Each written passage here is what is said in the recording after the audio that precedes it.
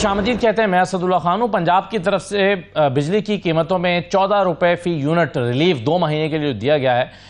इस पर बजाय इसके कि तहसीन की जाए पंजाब की, मरियम नवाज को जो नवाज शरीफ साहब ने शाबाश दी, बाकी लोग भी शाबाश दें, उल्टा उन पर तनकीद हो रही है। खास तौर पर सिंध की तरफ से बड़ा क्रिटिसिज्म हो रहा है कि ये इम्तियाजी सलूक किया गया है। ये सिर्फ पंजाब में क्यों किया गया है? नवाज शरीफ साहब को हदफ तनकीद बनाया जा रहा है और कहा जा रहा है कि क्या वो सिर्फ पंजाब के लीडर हैं, क्या वो सिंध के लीडर नहीं हैं।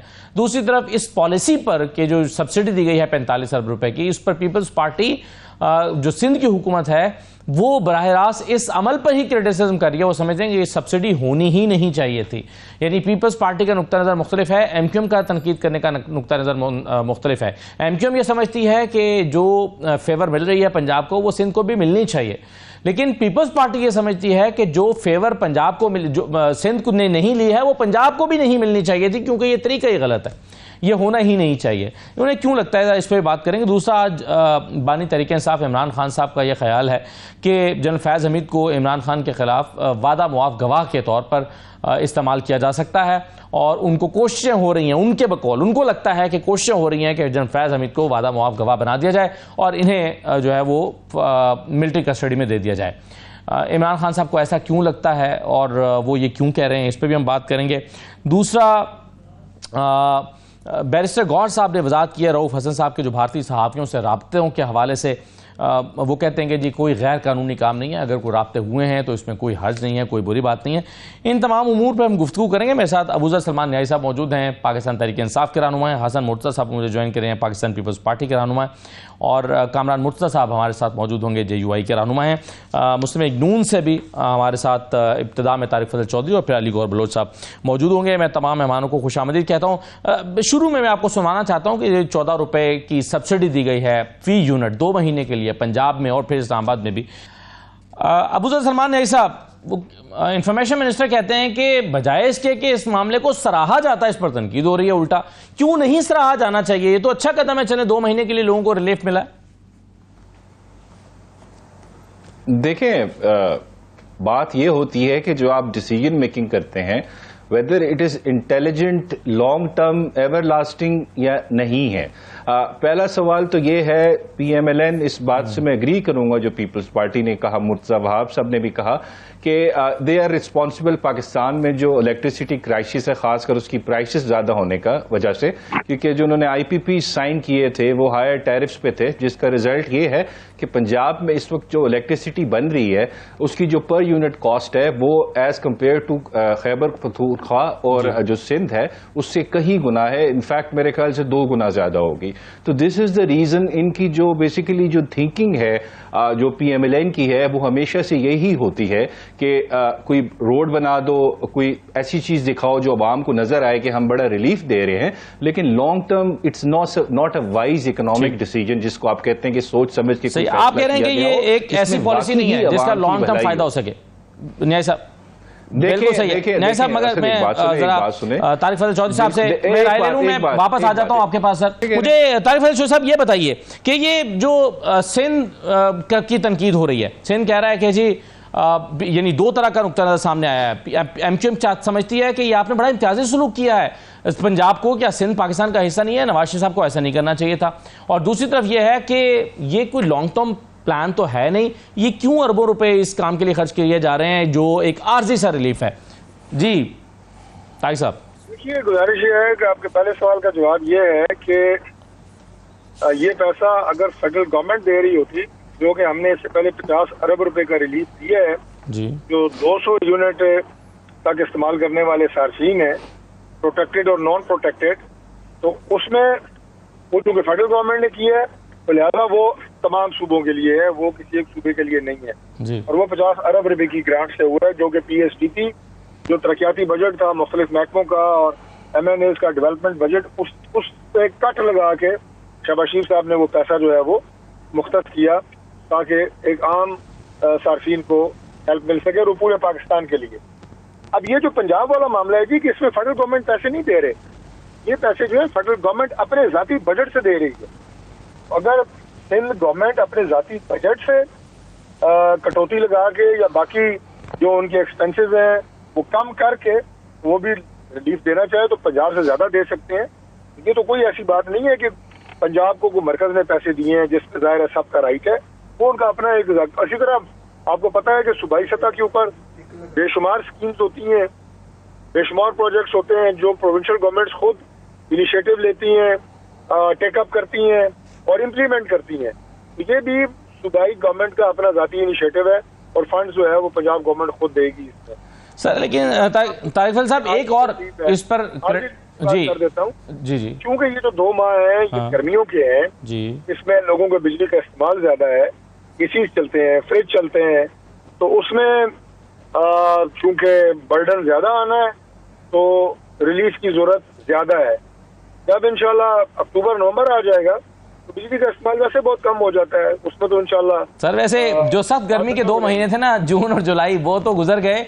अगस्त और सितंबर जो है वो कंपैरेटिवली जून और जुलाई से तो बेहतर ही हैं। लेकिन इसमें ये सर एक तो नुक्ता नज़र दूसरा ये है कि आप 17 रुपये से यूनिट से बिजली उठाकर लेकर गए हैं 60 रुपये पे, फिर उस 60 रुपये में से आप 14 रुपये रिलीफ दे रहे हैं, तो अल्टीमेटली तो लोगों को फिर भी बिजली महंगी ही मिल रही है। तो ये यानी पीटीआई का एक नुक्ता नज़र ये था कि आप सस्ती करना चाहते हैं, जैसे कि शहबाज शरीफ साहब का भी एक प्लान आ रहा था सामने, शायद वो अलग से आएगा, कि वो कह रहे थे कि जी हम बिजली की कीमतें सस्ती करने जा रहे हैं। तो क्या इसको उठाकर आप 17 रुपये पे ले आएंगे या 2-4 रुपये का रिलीफ होगा? वो जो शहबाज शरीफ साहब की तरफ से रिलीफ आ रहा है वो क्या है?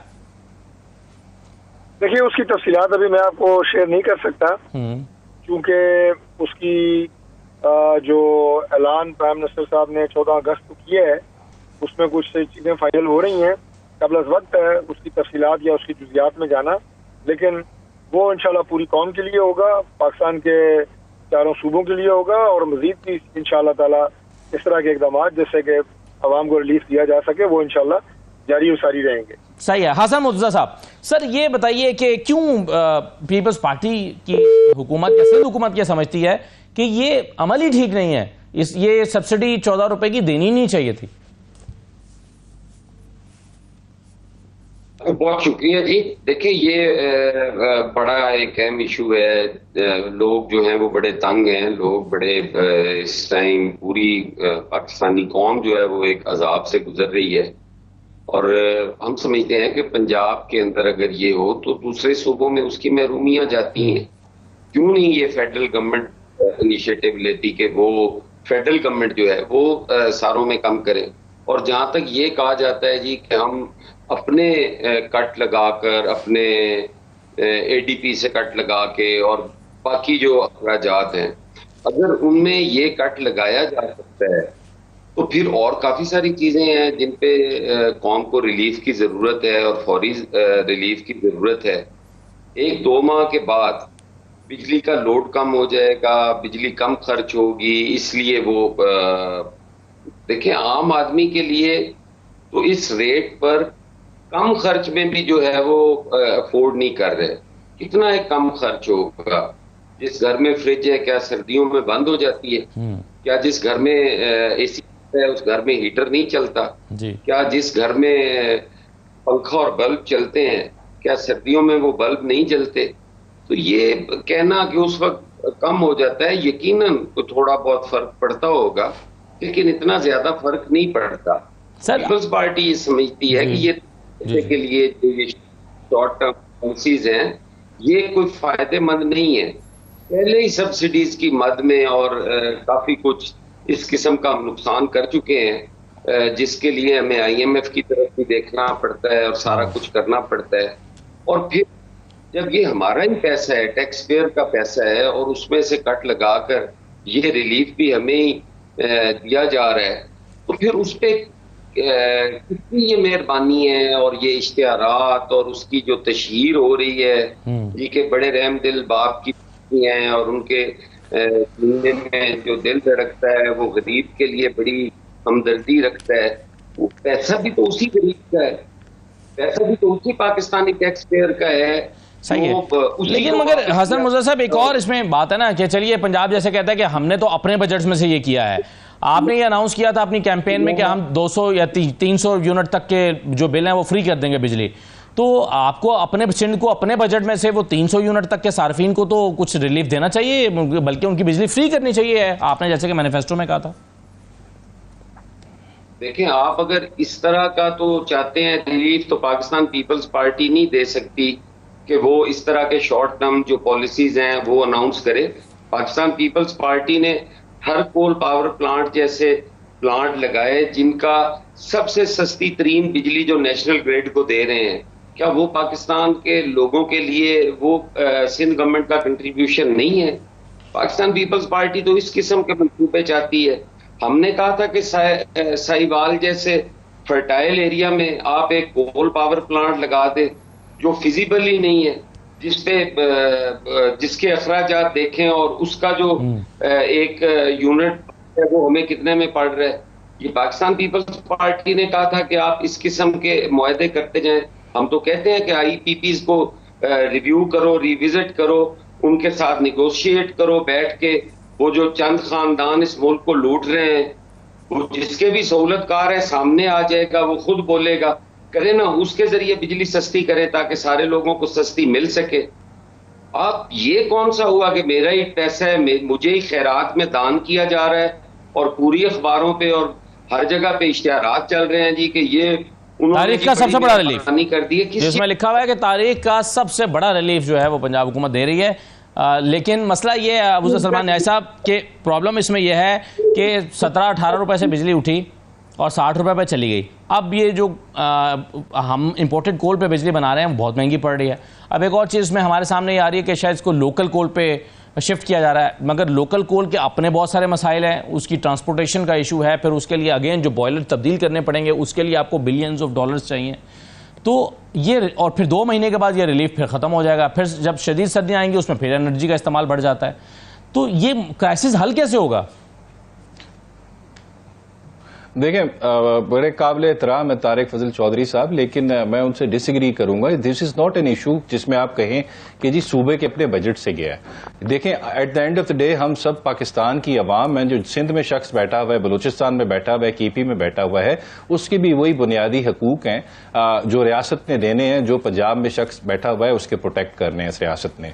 तो जहां तक देखें इसकी बात होती है, इस वक्त ये सवाल नहीं है, सवाल है इंटेलिजेंट डिसीजन मेकिंग का। अभी ये हसन मुर्तजा साहब बात कर रहे थे।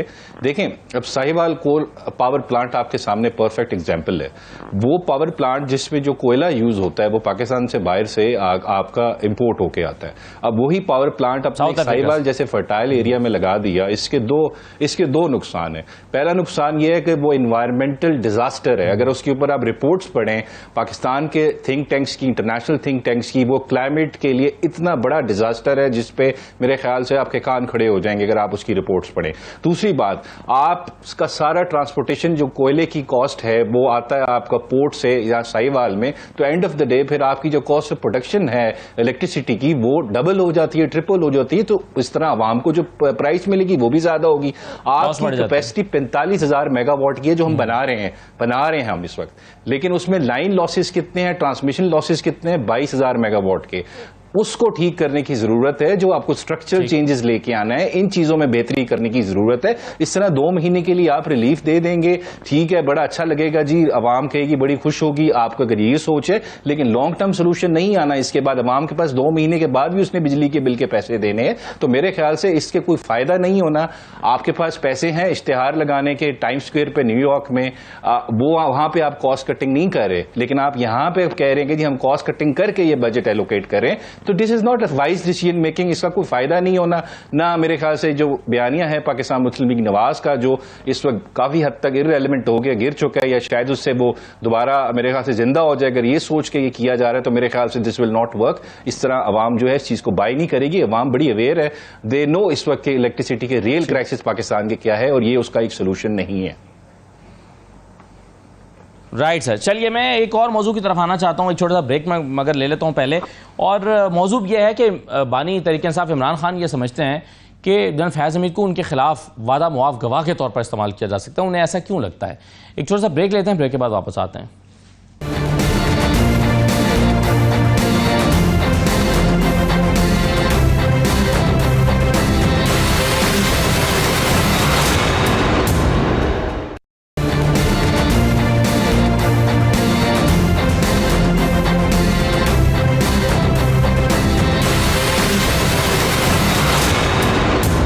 ब्रेक के बाद आपको दोबारा खुशामदीद कहते हैं। क्या जनरल फैज़ हमीद को इमरान खान के खिलाफ वादा मुआफ गवाह बनाया जा सकता है, या फैज़ हमीद खुद ये फैसला कर सकते हैं कि वो इमरान खान के खिलाफ वादा मुआफ गवाह बन जाएं? और ये क्यों इमरान खान को लगता है, उन्होंने आज जो डयाला जेल में गुफ्तगू करते हुए बयान दिया है, उन्होंने कहा कि मेरे खिलाफ उनको इस्तेमाल किया जा सकता है और मुझे मिलिट्री कस्टडी में ले जाने के लिए किया जाएगा।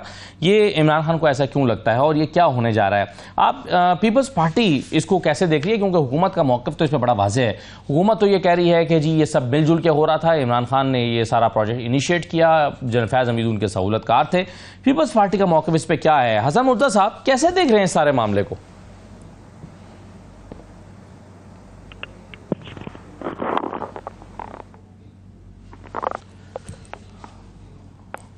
हसन साहब जी जी सर कहिए। ये मैं समझता हूँ कि अयूब खान ये सिलसिला शुरू हुआ तो ये वहीं से होना चाहिए, और जनरल ज़िया मुशर्रफ और जनरल पाशा फैज हमीद, इस जैसे जितने भी जर्नैल हैं जिन्होंने हमारी प्रोफेशनल आर्मी को भी कौम के सामने जो है वो जवाबदेह कर दिया, उनको लाग के कटहरे में खड़ा कर दिया, जो हमारी सरहदों की हिफाजत के साथ साथ हमारे जो दाखिली मामलात हों, जो हमें दाखिली खतरात हों, उनसे भी निपटने के लिए उन्होंने अपनी जानों के नजराने पेश किए और यहाँ पर लाके खड़ा कर दिया कि 9 मई जैसे शर्मनाक वाकयात हुए जिसमें हमारी शोहदा की यादगारें तोड़ी गई, जिसपे काफी कुछ हुआ, कोर कमांडर्स के घर गिराए गए, जलाए गए।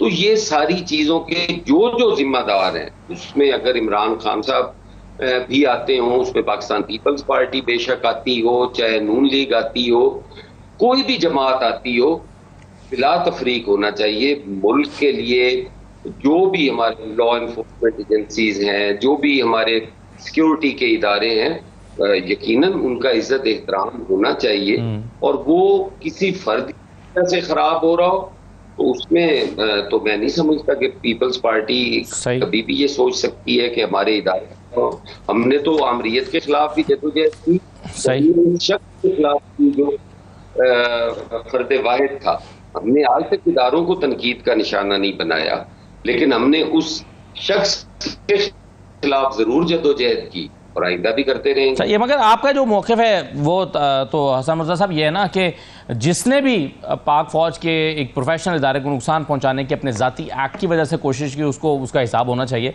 लेकिन इमरान खान का नुक्ता नज़र इससे मुख्तलिफ है।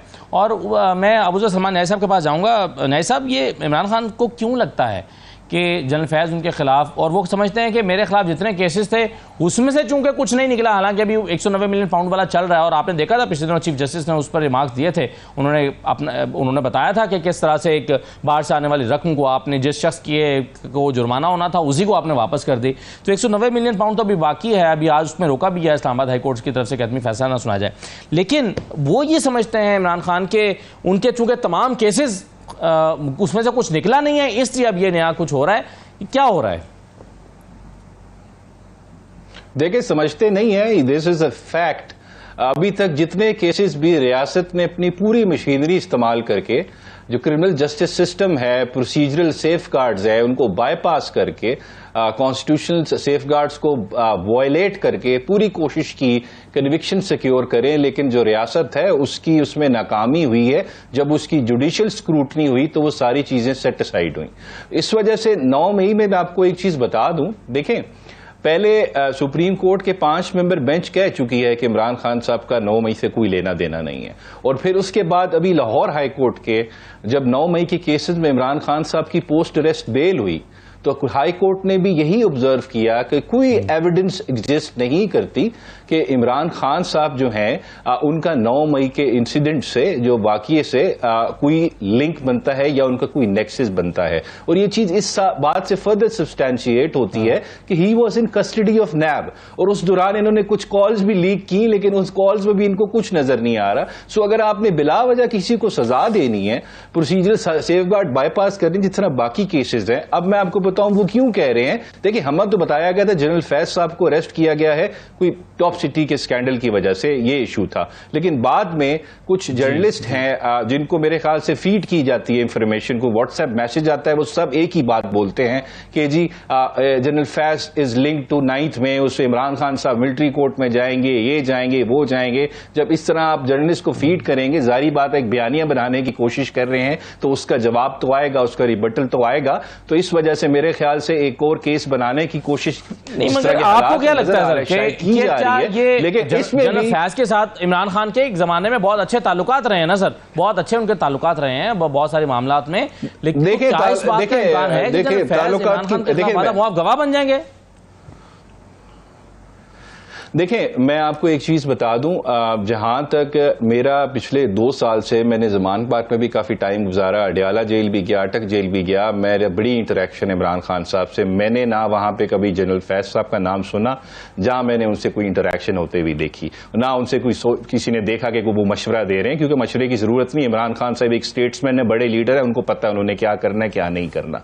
और जहां तक देखें, अगर आप किसी शख्स को बंद कर दें, कस्टडी में ले लें, जिस तरह यहां पे 9 मई के केसों में हुआ, फिर उनसे बयान लिए गए ड्यूरेस या कोर्शन में, तो वो तो आप किसी से भी ले सकते हैं। मुझे आप कोई शख्स दे दें, जितना भी बहादुर हो, एक दिन के लिए मुझे दे दें, मैं आपको 10 मिनट में उससे बयान ले दूंगा, जो फिर मुझे अगर तशद्दुद करने की आप इजाजत दें। तो इस वजह से मेरे ख्याल से जो कस्टडी का बयान होता है उसकी कोई कानूनी वुकत नहीं होती। जो कोर्ट ऑफ लॉ में आके आप बयान देते हैं, 164 की स्टेटमेंट होती है, उसकी फिर कानूनी वुकत होती है। फिर देखा जाएगा अगर ऐसा कोई बयान आता है। लेकिन कोई भी ऐसा बयान होगा, मेरा कहना यही है और हमारी पार्टी का भी यही है, वो होगा थ्रू अनड्यू इन्फ्लुएंस कोर्शन, क्योंकि वो कस्टोडियल कन्फेशन होगा। इसकी कोई कानूनी वुकत नहीं होती, ना कोर्ट ऑफ लॉ में वो एडमिसिबल होता।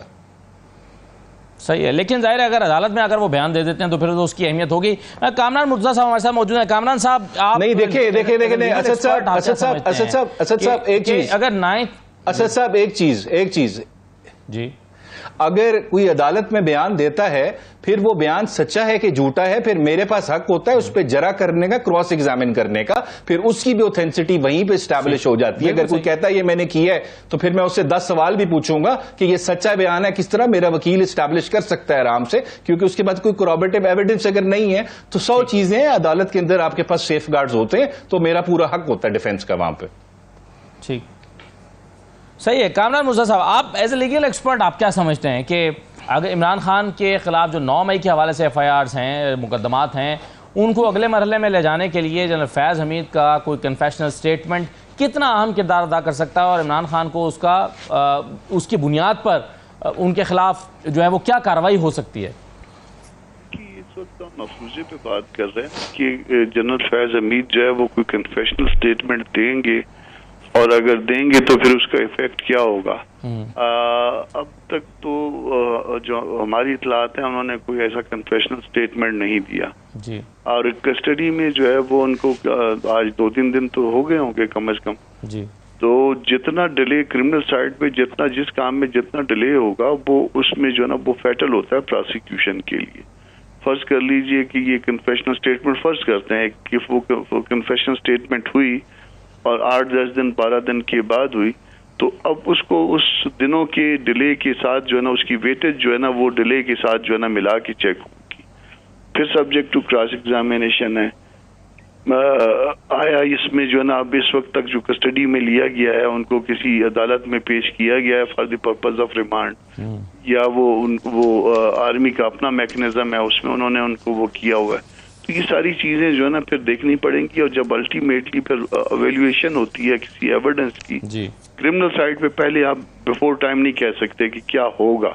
क्रिमिनल साइड पे जो है ना वो आप जब आर्गुमेंट की स्टेज पे आते हैं और सम अप हो जाता है केस, फिर उसका वजन आप करते हैं, और उस वजन की बुनियाद पे आप कहते हैं कि मेरे ख्याल में होगा क्या, ये तो मुझे नहीं पता, ये तो गैब का इल्म है, मगर मेरे ख्याल में ये केस बनता है, एक्विटल का बनता है, कन्विक्शन का बनता है, किसी और उसमें कोई लेसर पनिशमेंट का बनता है, कोई कैपिटल की पनिशमेंट का बनता है। सही है। वो फिर आप कामरान साहब, आप जो टाइम का कह रहे हैं ना कि अगर एक शख्स के खिलाफ कुछ कोई इल्ज़ाम है, अगर वक्त पर नहीं हुआ है एक एक्शन, जो एक्शन उस वक्त पर होना चाहिए था, मसलन इमरान खान के जब गिरफ्तार हुए तो फिर उन पर बहुत सारे मुकदमात बने, लेकिन जब इद्दत के मुकदमे में उनकी ज़मानत हुई या बरियत हुई, तो उसके बाद फिर जो है वो हमने देखा कि उनकी 9 मई में गिरफ्तारियां डाली गई 12 मुकदमात में।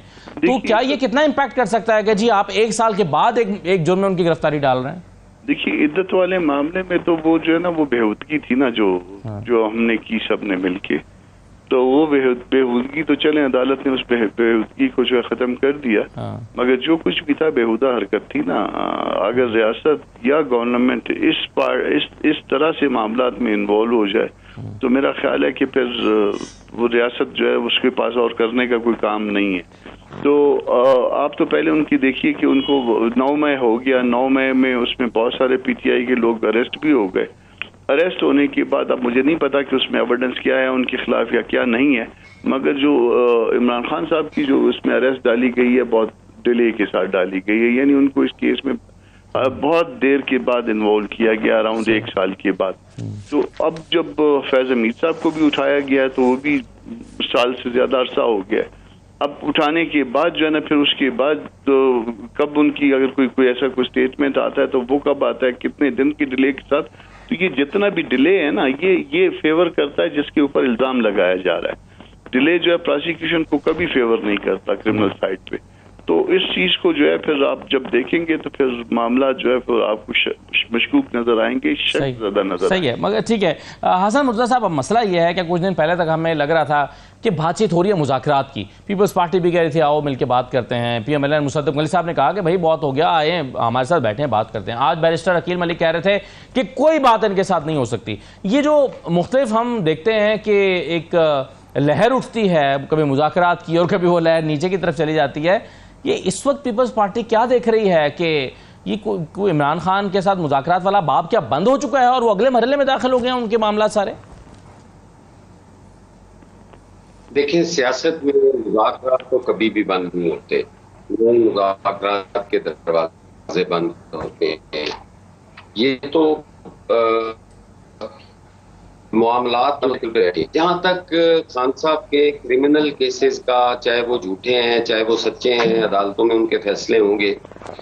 अब वो अगर उनको रिलेट करें इन मुज़ाकरात से कि सियासी तौर पर जो हम बंद गली की तरफ बढ़ते हैं और फिर निकलते हैं और फाइनली हमें उधर ही जाना पड़ता है, ये चीजें रिजॉल्व करने के लिए, ये इश्यूज रिजॉल्व करने के लिए डायलॉग तो होना है उन चीजों के ऊपर। और वो खान साहब कहते हैं कि मैं सियासतदानों से करने नहीं है, वो मैं करूंगा पाक फौज से या एस्टेब्लिशमेंट से या ISI से। तो समझ से बालातर है इन हालात में, इस माहौल में किस तरह हम मुज़ाकरात की तरफ बढ़ेंगे। कोई ये तो गैर मशरूत तौर पे होंगे, अपने जो क्रिमिनल केसेस हैं उनको वो अलग से डील करेंगे। वो बाकी मामला यकीनन मुज़ाकरात होने चाहिए और पार्टी तो कभी भी नहीं चाहती कि ये चीजें मुज़ाकरात के बिना आगे बढ़ें, मुज़ाकरात के जरिए बढ़ें। सारे स्टेक होल्डर्स जो है उनको ओन करें, तभी हम बेहतरी की तरफ जा सकते हैं। और मुल्क की जरूरत भी इस वक्त यही है कि हम मुज़ाकरात के जरिए आगे बढ़ने की कोशिश करें। बिल्कुल सही है, बिल्कुल ठीक है सर। लेकिन आज अबूज़र सलमान नए साहब जो 190 मिलियन पाउंड केस है उसमें इस्लामाबाद हाई कोर्ट ने ट्रायल कोर्ट को फैसला सुनाने से रोक दिया है। आपके ख्याल में ये जो डिमांड की गई PTI वकला की तरफ से कि ये इसकी बुनियादी वजह क्या है? क्योंकि एक राय ये भी थी कि जितनी जल्दी कन्विक्शन, अगर फ़र्ज़ करें फैसला इमरान खान के ख़िलाफ़ ही आना है तो चलें वो अपने नेक्स्ट जो उनका ऑप्शन है अब उसको तो अवेल कर सकते हैं, हायर कोर्ट के पास जा सकते हैं अपील लेकर। तो आपके ख्याल में ये अच्छा हुआ है या बुरा हुआ है? नहीं, देखें, ये शायद काफी लोगों को समझ नहीं है। मैं थोड़ा आपको बता देता हूँ वो केस था क्या। यहाँ पे नैब का जो इन्वेस्टिगेटिंग ऑफिसर जब कोर्ट में आया, विटनेसेस जब एग्जामिन हो रहे थे, तो उससे पूछा क्या ये इंक्वायरी इस तरह की पहले हो चुकी है? तो उसने कहा जी हो चुकी है और वो क्लोज हो चुकी है सेम इशू के ऊपर। जब एक दफा एक इंक्वायरी नैब केस में क्लोज हो जाती है तो दोबारा उसको इनिशिएट नहीं किया जा सकता। तो फिर हमारे वकील ने दरख्वास्त दी कोर्ट में कि उस इंक्वायरी से रिलेटेड जितने भी कागजात हैं, जितने भी डॉक्यूमेंट्स हैं, एविडेंस है, वो कोर्ट में पेश की जाए। तो ट्रायल कोर्ट ने वो रिजेक्ट कर दिया। फिर उस रिजेक्शन ऑर्डर को हाई कोर्ट में चैलेंज किया गया, फिर वो हाई कोर्ट में उस वक्त तक, जब तक ये फाइनल जजमेंट देने से मना किया है और जब तक ये केस हाई कोर्ट में चल रहा है, क्योंकि वो जो डॉक्यूमेंट है वो बहुत इंडिस्पेंसिबल है, नागुजीर है, क्योंकि इंक्वायरी क्लोजर का डॉक्यूमेंट है, जिस केस के इसके दिल के अंदर जाता है वो डॉक्यूमेंट, उसके बगैर ये ट्रायल होगा तो जस्टिस नहीं होगा। तो अगर वो डॉक्यूमेंट आ जाता है तो वो केस ऑलरेडी खान साहब के खिलाफ जो बना हुआ है, बाकी उसके मेरिट्स में मैं बाद में बात कर लूंगा उसमें, क्योंकि मेरी नजर में वो केस बनता नहीं है, लेकिन वो केस वहीं पे खत्म हो जाता है अगर वो डॉक्यूमेंट ऑन रिकॉर्ड आ जाता है। तो ये केस इस चीज से रिलेटेड है, इस वजह से ये इस्लामाबाद हाईकोर्ट ने रोका, लेकिन मुझे उम्मीद है जल्द फैसला हो जाएगा। जल्दी फैसला हो, क्या फाइनली जो देखिए डिले फैसले में आया, लेकिन हम एटलीस्ट अपना कैसा डॉक्यूमेंट है जिसकी बुनियाद पर हमें डिफेंस आप क्या समझते हैं कि अबूजर साहब, क्या आप जी आपका क्या ख्याल है कि ये ट्रायल कोर्ट में ही इस डॉक्यूमेंट की बुनियाद पर मैं कहता हूं इसको इनिशिएट ही नहीं कर सकता? जी मैं कहता हूं कि अगर वो क्लोजर ऑफ इंक्वायरी का डॉक्यूमेंट और उसके साथ के जो डॉक्यूमेंट्स हैं रिलेटेड वो अगर रिकॉर्ड पे आ जाते हैं तो मेरा डिफेंस जो है वो 50% से जाके 90% पे अगर स्ट्रांग हो जाता है, फर्ज करें मैं एग्जांपल दे रहा हूं, इस वजह से उस डॉक्यूमेंट की बेस पे मेरा केस और अच्छा हो जाता है, मेरा डिफेंस और अच्छा हो जाता है। तो उस डॉक्यूमेंट के बगैर अगर फैसला होगा तो वो इंसाफ का कत्ल होगा, इस वजह से हम हाईकोर्ट में कि वो डॉक्यूमेंट सही है। लेकिन आप मामले की तरफ मैं जरा सबकी राय ले लूं और हसन मुर्तज़ा साहब से स्टार्ट करते हुए, हसन साहब ये रऊफ हसन साहब के कुछ राब्ते भारतीय सहाफ़ियों के साथ, उस पर काफ़ी क्रिटिसिज्म हो रहा है, पीटीआई उसको रिस्पॉन्ड कर रही है, पीटीआई कह रही है कि जनाब इसमें कोई बुरी बात नहीं है, इस तरह के सियासी जमातें मुख्तलिफ किसी भी मुल्क के सहाफ़ियों के साथ ये रखती हैं, लेकिन हमारे यहाँ मामला जब भारत का आता है तो ज़रा एक चीज़ सेंसिटिव हो जाती है। आपके ख्याल में ये ठीक हुआ, गलत हुआ? एक जमात के इंफॉर्मेशन सेक्रेटरी जो हैं वो इंडिया के सहाफ़ियों को कुछ चीज़ें फीड कर रहे हैं या उन्हें बता रहे हैं या अपना नुक्ता नज़र, अपना मौक़िफ़ दे रहे हैं, आप इसको किस तरह से देखते हैं?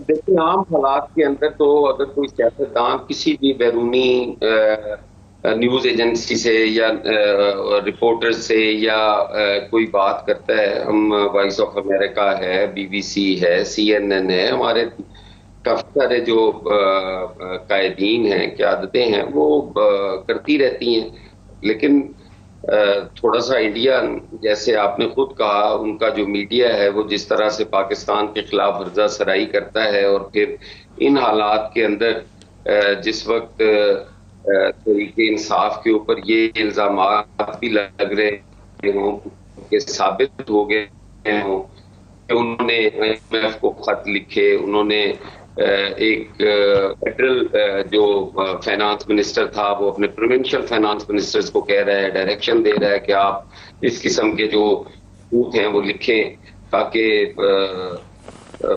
IMF की जो चल रही थी उस वक्त वो उस पर असरअंदाज हो। और इन हालात में तो उनको वाकई सीरियसली लेना भी चाहिए और हमारी जमात जो है वो बहैसियत सियासी जमात वो बैरूनी रास्तों में या पाकिस्तान दुश्मन सरगर्मियों में मुलव्वस है, लेकिन ये चीजें जो है आप कह रहे हैं इन हालात में ये नहीं होना चाहिए और ख़ास तौर पर यानी आप यानी ये एक पैगाम आप दे रहे हैं जब दुनिया भर को और फिर भारत के सहाफ़ियों को भी दे रहे हैं, तो आप कह रहे हैं ये मुनासिब नहीं है। एक छोटा सा मैं ब्रेक लेता हूँ, एक खबर भी है, ब्रेक के बाद वापस आ जाते हैं।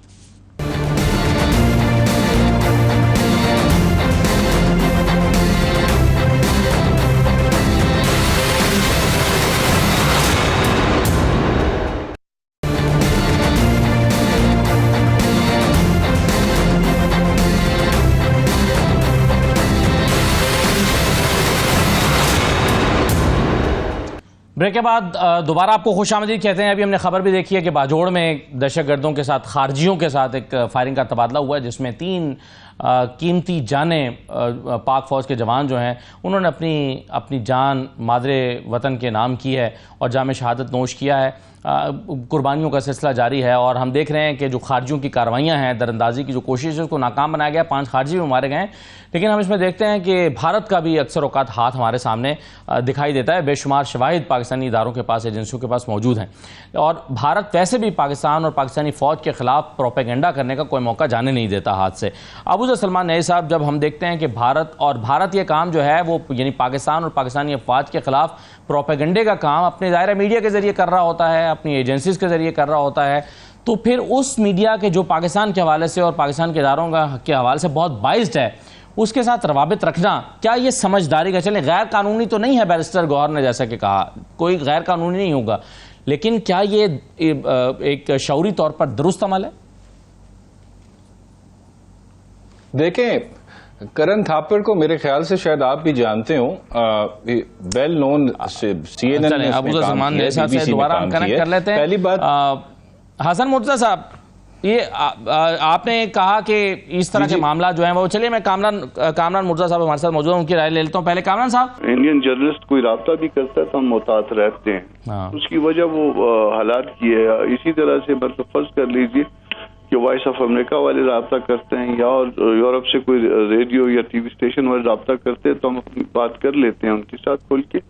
गो कि इस पे कोई लीगल जो है ना वो नहीं है और ये दुनिया जो है बड़ी महदूद हो गई है, मगर इसके बावजूद जो है ना वो इंडिया के हवाले से चूंकि रिजर्वेशंस रहती हैं तो इंडियंस के साथ बात करना जो है वो हम थोड़ा सा अवॉइड करते हैं। मगर इसके साथ सवाल ये है कि अगर कोई बात की है, कोई अपना वर्जन दिया है कोई इंडियन सहाफ़ी को भी, तो भी कोई ऐसी गुनाह वाली बात नहीं है अनलेस कि कोई ऐसी बात की जाए जो कि मुल्क के मफाद के खिलाफ हो। अगर मुल्क के मफाद के खिलाफ नहीं है तो फिर देन जो है ना वो अपना वर्जन देना है। अपना वर्जन तो आप मीडिया को देते रहते हैं ना। जी ठीक है। अबू सलमान साहब कैसे देख रहे हैं आप? जी बिल्कुल, देखें, एक सेक्रेटरी इंफॉर्मेशन जो पॉलिटिकल पार्टी का होता है उसका क्या काम होता है? उसका काम होता है मीडिया, लोकल हो इंटरनेशनल हो, उनके साथ कनेक्टेड रहें और उनसे अगर कोई चीज पूछी जाती है तो उतना वर्जन उसके पे दें, क्योंकि पॉइंट ऑफ व्यू देना आपका हक है, बेशक कोई भी हो। और जहां तक करण थापड़ की बात है, देखिए पूरा पाकिस्तान उसको जानता है, हमारे बहुत सारे पाकिस्तान के पॉलिटिशियंस जो हैं, डिप्लोमेट्स हैं, एम्बेसडर्स हैं, उसको इंटरव्यू दे चुके हैं। मियां नवाज शरीफ साहब 2013 में करण थापड़ के प्रोग्राम में बैठ के कह रहे थे कि जी कारगिल की मैं जब इलेक्ट हूंगा तो इन्वेस्टिगेशन करूंगा, जो जनरल मुशर्रफ ने कारगिल का मिस एडवेंचर किया था।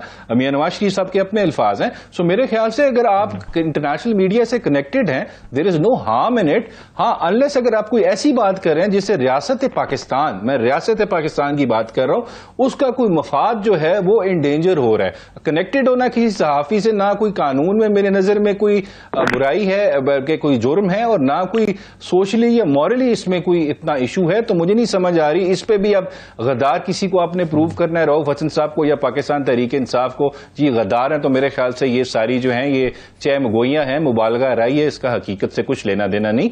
जो हम भी उतने ही पेट्रियोटिक हैं जितने बाकी सारे लोग हैं। इस तरह के गिमिक्स इस्तेमाल करके आप किसी पॉलिटिकल पार्टी को गद्दार नहीं प्रूव कर सकते। इस पार्टी ने पाकिस्तान में सबसे ज्यादा वोट लिए हैं, तो इस मुल्क की अवाम इस पार्टी को पेट्रियोटिक समझती है और वही हमारा मेन टेस्ट है।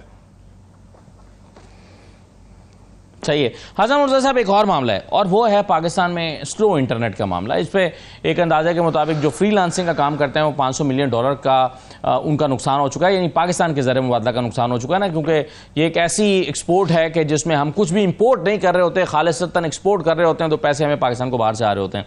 अब इसमें मुख्तलिफ तरह के मौक़िफ़ हैं। पहले ख्वाजा साहब ने कहा कि हाँ फायरवॉल की तनसीब हो रही है, सब पूरी दुनिया में होती है, हम ये कर रहे हैं, बस ये एडजस्टमेंट है, हो जाएगी, हो रही है। लेकिन इंफॉर्मेशन मिनिस्टर साहबा जो हैं, जो IT मिनिस्टर साहबा, वो ये कहती हैं कि हमने स्लो डाउन किया ही नहीं है इंटरनेट को, और ये तो VPN के कसरत इस्तेमाल की वजह से ये हुआ है। आपके ख्याल में ये कितना बड़ा कंसर्न है, और आप बतौर इत्तेहादी हुकूमत के होते हुए इसको क्यों नहीं उस तरह से उठा रहे हैं इस इशू को, क्योंकि इससे बहुत सारे फ्रीलांसर्स मुतासिर हो रहे हैं और पाकिस्तान ओवरऑल मुतासिर हो रहा है? देखिए, पाकिस्तान पीपल्स पार्टी तो हमेशा बात करती रहती है, वो फायरवॉल के हवाले से हो, दीगर मामलात के हवाले से हो। देखिए, अभी बात हो रही थी, हमने पहले दिन से ये बात कही कि तहरीक इंसाफ को बतौर सियासी जमात दीवार से नहीं लगाना चाहिए, और ना ही उनकी क़यादत के लिए कोई भी मावराए आइन कानून जो है, मावराए अदालत जो है, कोई ऐसा ट्रायल होना चाहिए। बिल्कुल उनको पूरा अपना हक है सफाई देने का। पीपल्स पार्टी ने बड़ी खुल के बात की उसके ऊपर। आज भी हम कहते हैं कि अगर नेट की स्पीड स्लो करते हैं या उससे हमारे, जैसे आप कह रहे हैं कि ज़र मुबादला में भी काफ़ी फ़र्क पड़ा है, तो पीपल्स पार्टी तो उस चीज़ को, अगर इस किस्म के कवानीन बनाने होते तो हम सिंध के अंदर बना लेते, हमने तो नहीं बनाए। हम तो कहते हैं कि ये चीजें सारी जो हैं इनको स्मूथली चलना चाहिए, इनको हमें कोई ऐसा ज़ाब्ता इखलाक होना चाहिए, किसी की इज्जत भी महफूज नहीं है। आप देख लें, इदारों को छोड़ें, फौज को छोड़ें, हुकूमत को छोड़ें, क्या दूसरे लोगों की इज्जतें महफूज हैं? जिस तरह से सोशल मीडिया का गलत इस्तेमाल किया जा रहा है, अगर उसके रिफॉर्म्स, उसके लिए कोई बेहतरी हो सकती है तो वो यकीनन होनी चाहिए। मैं नहीं समझता कि स्पीड कम करने से उसमें कोई बेहतरी आ जाएगी। जो चीज 2 मिनट में अपलोड होती है वो 10 मिनट में हो जाएगी, इससे ज्यादा तो डिले क्या आधे घंटे में हो जाएगी, लेकिन वो चीजें तो आती रहेंगी। इनको बेहतर करने के लिए कोई बेहतर पॉलिसीज बनानी चाहिए और वो हुकूमत ही बना सकती है। अगर हुकूमत उससे और आप उनसे रिक्वेस्ट कर सकते हैं या डिमांड कर सकते हैं अपने इत्तेहादी से, क्योंकि बतौर इत्तेहादी आप रिक्वेस्ट क्यों करनी है, हम डिमांड कर सकते हैं उनसे। और हम वो करते रहते हैं, इत्तेहादी होने के बावजूद, उनके साथ बैठे होने के बावजूद उन्हें कहते हैं कि ये चीजें आप गलत कर रहे हैं। आज आप ही के प्रोग्राम के अंदर इस चीज पे डिबेट होती रही है और पाकिस्तान पीपल्स पार्टी का बिल्कुल डिफरेंट मौकफ था आपके ये बिलों में रिलीफ के हवाले से। हम कहते हैं रिलीफ मिलना चाहिए, लेकिन उस रिलीफ को आर्जी रिलीफ नहीं होना चाहिए। उस मुल्क को उस रिलीफ को आधे मुल्क के अंदर नहीं होना चाहिए, सारे मुल्क के अंदर होना चाहिए। सही, तो ये बिल्कुल ठीक है। अबूजर साहब, अब ये सारा कुछ जो हो रहा है, फायरवॉल की तनसीब, एक तो इसमें हमारे से एक लेटर भी आजकल आया हुआ है, वो सर्कुलेट कर रहा है, अखबारात में भी आज खबरें लगी हुई हैं कि ये मनसूबा पहली मरतबा तो पीटीआई की हुकूमत ने 2019 में बनाया था कि इस तरह की तनसीब होनी चाहिए ताकि सोशल मीडिया को कंट्रोल किया जा सके। अब उसको एग्जीक्यूट कर दिया है हुकूमत ने, जो PMLN की हुकूमत है, और इस डिजिटल मीडिया पर बैठे हुए जो डिजिटल टेररिस्ट हैं उनको कंट्रोल करने के लिए किया गया है, और उनमें से ज़्यादातर का ताल्लुक आपकी जमात के साथ है। तो ये जिम्मेदार इसका फिर कौन हुआ? देखें, जहां तक ये बात है 2019 वाले का, मैंने I was not part of PTI, लेकिन मैंने लोगों से पूछा पार्टी के, ये एक स्कीम आई थी लेकिन उसको एग्जीक्यूट नहीं किया गया था, तो बिल्कुल ठीक नहीं किया गया था। अगर उसको एग्जीक्यूट भी किया जाए तो मेरे ख्याल से उस वक्त भी अगर किया जाता तो वो आजादी राय जो है उसके खिलाफ था। आर्टिकल 19 और 19(1) आइन का जो है उसकी वायलेशन थी, उसको नहीं होना चाहिए। जहां तक देखें, अब आप बात कर रहे हैं, पहली बात मैं कर दूं, अभी हम बात कर रहे थे रियासती मफाद की, क्या रियासत को इससे इकोनॉमिकली रियासत हिट नहीं हो रही? अगर आप जितने $1 मिलियन का बता रहे हैं नुकसान हो रहे हैं, तो क्या ये रियासत का मफाद नहीं है? रियासत को नुकसान हो रहा है। तो इस तरह के रियासत के मफाद को हम इग्नोर बड़े आराम से कर देते हैं, लेकिन अगर हम किसी जर्नलिस्ट से बात कर लें तो वो रियासत के मफाद के खिलाफ हो जाता है। तो इस वजह से मेरे ख्याल है हमें पहले डिफाइन कर लें रियासत का मफाद एग्जैक्टली है क्या। अगर इकोनॉमिकली रियासत हिट हो रही है, उसको नुकसान हो रहा है, उसके लोगों की अनएम्प्लॉयमेंट बढ़ रही है, उस वजह से उनका परचेजिंग पावर गिर रही है, तो मेरे ख्याल से वो भी रियासत का ज्यादा बड़ा नुकसान है। इस वजह से हमें पहले डिफाइन कर लेना चाहिए। जहां तक डिजिटल टेररिस्ट की बात है, मैंने ये पूरी दुनिया में कहीं ये लफ्ज नहीं सुना कि डिजिटल टेररिज्म भी होता है। हाँ, बिल्कुल हो सकता है। अगर आप किसी को कहें कि यहाँ पे जाके बम धमाका कर दो, इसलिए कि आप कोई ऑनलाइन मीडियम यूज करें, लेकिन अगर किसी को क्रिटिसाइज करना, अपना फंडामेंटल राइट एक्सरसाइज करना, और अगर वो किसी को क्रिटिसिज्म बुरा लगता है और आप उसको कहते हैं वो डिजिटल टेररिज्म कर रहे हैं, तो मेरे ख्याल से ये मुनासिब नहीं है। हर शख्स का आइन में हक है, वो किसी को क्रिटिसाइज कर सकता है। और जहां तक फ्रीडम ऑफ स्पीच को रेगुलेट करने की बात है, देखिए पूरी दुनिया में तरीकाकार दिया गया। ये नहीं है कि आप फायरवॉल लगा दें, सब कुछ बंद कर दें। उसका तरीका ये होता है कि कोई मवाद है ऑनलाइन पड़ा हुआ है, उसको रिमूव करवा सकते हैं प्रॉपर प्रोसीजर अडॉप्ट करके। ये गलत है, ये किसी का नुकसान हो रहा है, किसी की इज्जत खराब हो रही है। लेकिन ये नहीं कि आप एक बिल्कुल ब्लैंकेट ऑर्डर पास करके सब कुछ बंद कर दें या बिल्कुल स्लो डाउन कर दें। उससे मुल्क की इकोनॉमी को भी नुकसान हो रहा है और आपके बुनियादी हुकूक जो है, जिसमें सबसे इकोनॉमी को नुकसान हो रहा है। और डिजिटल इकोनॉमी एक बहुत बड़ी हकीकत है इस वक्त पाकिस्तान में, उसका भी नुकसान, पूरी दुनिया में। इनफैक्ट ये जो किसी मुल्क ने तरक्की नहीं की, किसी मुल्क ने तरक्की नहीं की जहां पे बिल्कुल। बहुत शुक्रिया अबूजर सलमान न्याय साहब, हसन मुर्तज़ा साहब, कामरान मुर्तज़ा साहब, प्रोग्राम में शिरकत करने का शुक्रिया। इजाज़त दीजिए, अल्लाह हाफिज़।